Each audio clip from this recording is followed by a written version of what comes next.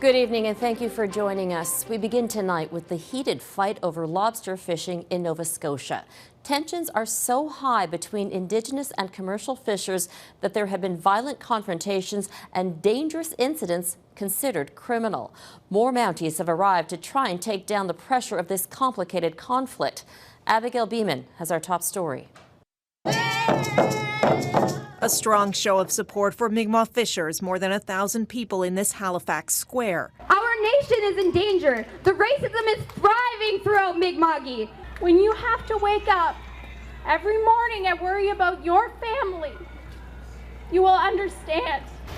While on the coast, more RCMP are on the ground to help in the conflict between Indigenous and non-Indigenous fishers. Ottawa approved the request after the massive suspicious fire at this lobster pound. The Sabanakati First Nations chief says he's seen more officers, but it's not enough. Our main concern is the water. We have people out there that are exercising their right, and that's being infringed upon, and there's no one there to ensure their safety. Just watch it. No update on charges in the lobster pound fire, but RCMP have now charged one man in the case of a separate car fire Tuesday.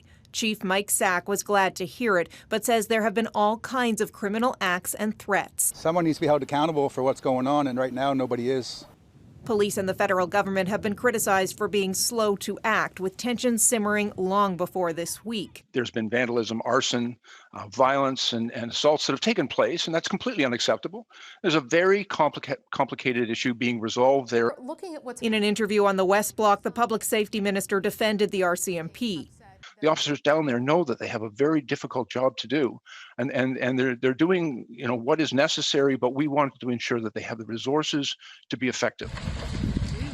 Abigail Bimman, Global News, Ottawa.